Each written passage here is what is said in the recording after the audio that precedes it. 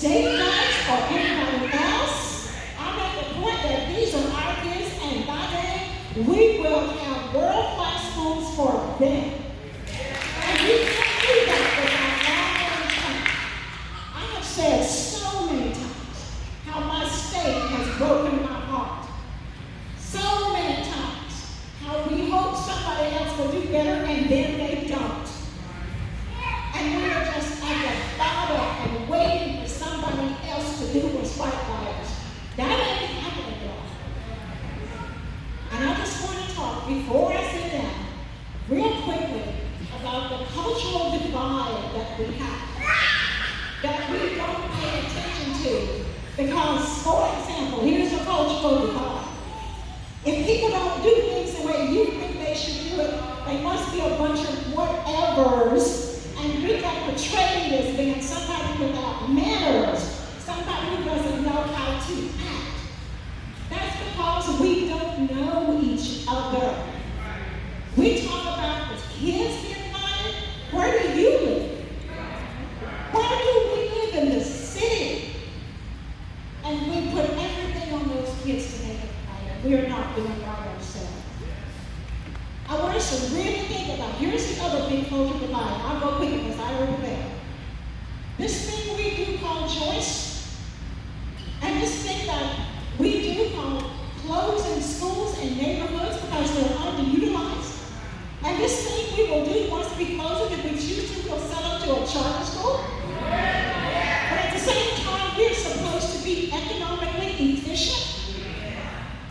We are saying we're going to be efficient, but we keep making more schools. How do you do that? How do you be efficient if you keep making more schools? So when you say something like, we are student focused, it's all about the students, that is so insulting. Because it suggests the rest of us don't. That's a cultural divide. You don't even hear yourself insulting people. And when we say things like, everybody ought to be able to go to a great school, who disagrees with that? Tell me, who disagrees with that? And then on top of that, this is my last point, because I can't say it all, I know.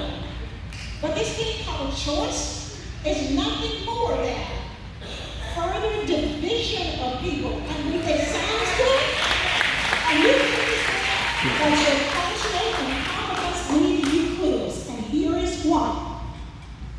Every parent ought to be able to choose a grade school, help them get out of that school. And we say little cute things like, no kid should have to be sentenced to a zip code. When are you going to talk about they're sentenced to live in that zip code? They're sentenced to live in that zip code. So if you don't fix the zip code, you just haven't snapped. But you don't stop. And it's because if you say, we deserve to go to a really, really good school, because this is an F school and we think it's awful. Sure, she deserves to go to a really, really good school. But what about these other people? You just don't leave them behind.